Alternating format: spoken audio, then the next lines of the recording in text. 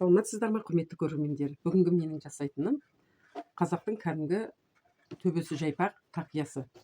Біз оған міне бұрын картон пайдаланатынбыз. Қазір картон емес, осындай термопласт деп аталады. Оны немен растворительдермен, еріткіштермен созылып, өз формаға келеді. Біз енді өйтіп созбаймыз, бізде бәрі түзу, кәдімгі төбесі шеңбер, мына жағы осындай жалпақ жолақ. Енді осыны жасаған кезде бізде кәдімгі тақиямыздың жалпақтығы, мына төбесінің жалпақтығы 8 немесе 9 болады. Өйткені осы жерде ою-өрнек анау-мынау салған кезде өзі симай қалуы мүмкін. Сол үшін жаңағы 9 сантиметр алып отырмыз мұнда. Төбесінің жалпақтығы алдында айтып кеткем, мына ұзындығының бөлген кезде 3,4-ке шығады. Мына окружность басының. Енді осыны қазір мына термопласт 2 миллиметрлік, міне жазылып тұр 2 миллиметрлік. Соны алып, содан жаңағы жолағымызбен төбесінің шеңберін жасаймыз. Біз қазір 56 размер жасаймыз.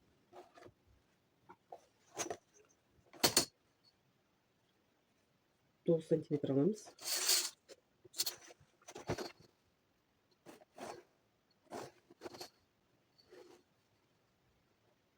Елу 56 сантиметр болса, жанына хотя бы 1 сантиметр қосу керек. 2 сантиметр жабыстырғанға кетеді. 57 аламыз. Өйткені бұл домаланған кезде кішірек кетеді. Одан кейін жаңағы матаның қалыңдығы бар. Сонымен өзі жаңағы 56 болып шығады. Сонымен 57 қылдық. Мынанша артығымен алдық. Мына жабыстырғанға жетеді бізге. Төбесінің жаңағы диаметрін табу үшін 57-ні бөлеміз 3,14-ге. 18-де 15. 18-де 15, біз 18 деп ала береміз. 18-де 2 бөлсеңіз 9 сантиметр. 9 сантиметр. Мына неден 9 сантиметр. 9 сантиметр болды. Мынау 9 сантиметр тоже высотасы. Енді осыны кесіп алып, мына кругтың шетіне біз чуть побольше алып, мынандай тістер жасаймыз. Өйткені осы тістер мынандай болып жабыстырылады. Сол үшін осындай тіс жасауымыз керек. Қазір бәрін қиып шығамыз. Шеңберімізді осылай етіп қиғаштап кесеміз. Бірінші ұштып мынау жақсы қайырылу үшін мына кішкентай ғана пышақтың ұшымен ғана сәл бүйтіп қатты батырмай, бүйтіп сызықтың үстінен бүйтіп жүргіземіз. Сол кезде ол әдемі болып қайырылады. Жаман болып қисық-қисық болып қалуы мүмкін да. Осылай қайырсаңыздар, сәл батырып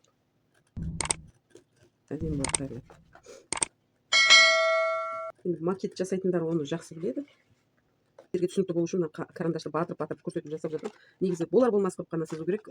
Егер ақшыл маталардан жасайтын болсаңыз, мына қап-қара болып көрініп қалуы мүмкін карандаштың іздері.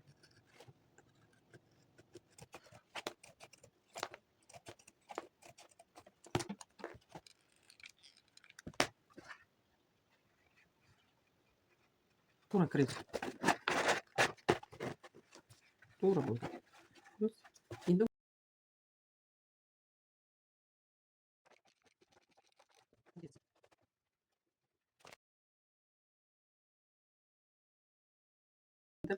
каждыйын алып клейлік істеп. Өздеріңіз көріп тұрғандай. Тістің үш жағы клей жаппай қалсын. Матамыз біздің мына жерде 9 сантиметр. Сол мына жағынан 2 сантиметр аламыз, жағынан 1 сантиметр тігіске кетеді. И мына жағынан 0,5 сантиметр аламыз. 0,5. Сонымен 11-де 5 болады. Қазір сөйтіп тігіп шығамыз, кесіп шығамыз матадан.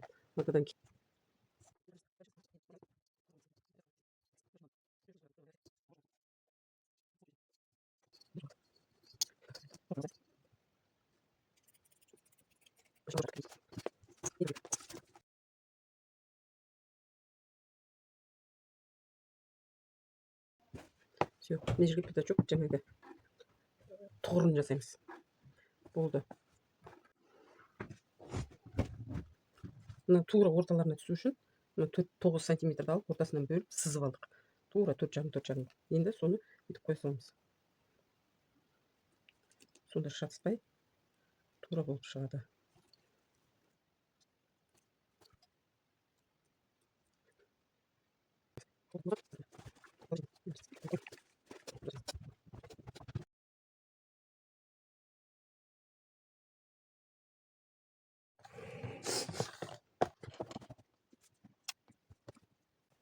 Төрт жағын бүйтіп кетіп қоямыз. Так. Төбе соямыз.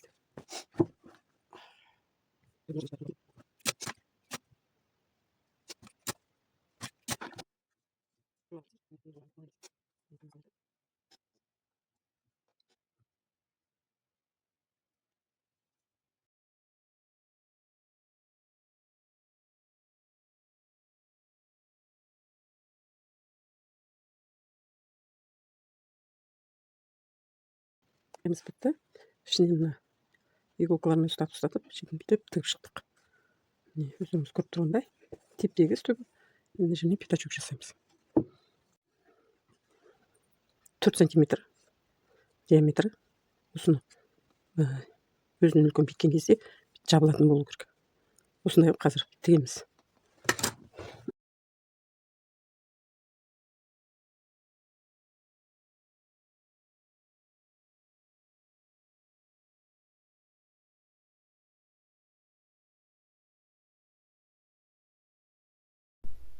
Негізі үкінің тоғырын жасаған кезде параллельно екі резинка қатар жүреді.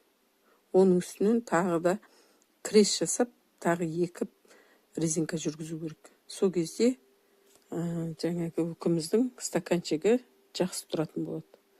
Мықты тұрады, қозғалмайды. Оны көбінде бишілер біледі. Жақсы. Театрда істейтіндер жақсы біледі. Оны артын кессек, енді тіккен кезде осы тура крес құсатып келтіріп өстіп тігеміз.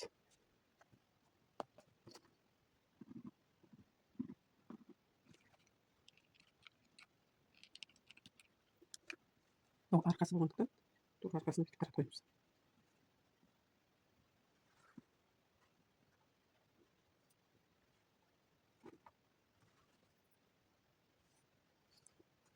Болды, енді осы айналдырып тігіп шығамыз.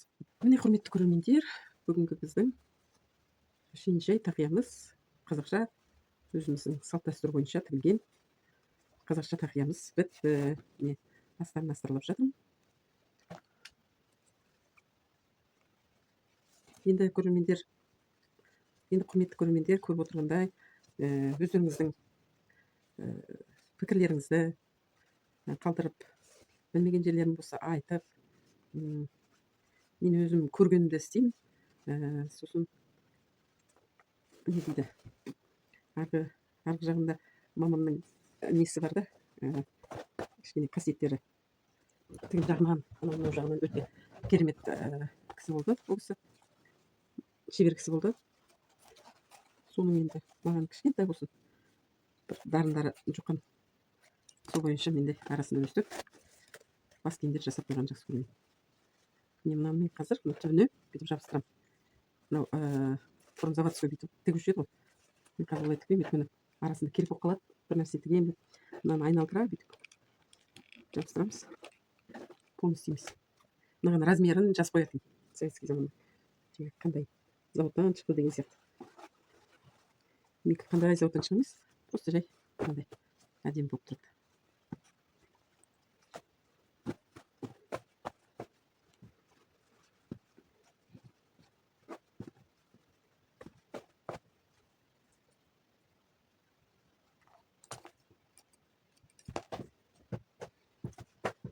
Мынаны енді сәл-сәл әр жерге ұстатып қойса болады.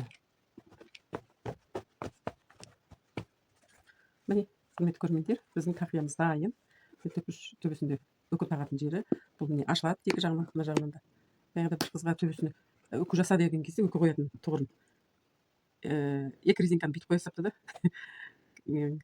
Керек болатын екі-екіден былай қойып жүр. Сонда ортасы ашылады да, осының ортасына жаңағы үкіміз тұғыры стаканчығы тұрады. міне сол үшін вот осындай болады. Ал құрметті көрермендер, осымен бітті біздің қазақша тақиямыз. Жай өзі әдемі, өзі ыңғайлы. Бітті. Тақиямыз дайын болды. Енді осыған мына стаканчигімізді орнатамыз. Үкімізбен. Қазір көрсетемін қалай орнатуды. Мынаның бәрі ашылады. Соның ортасына кіреді.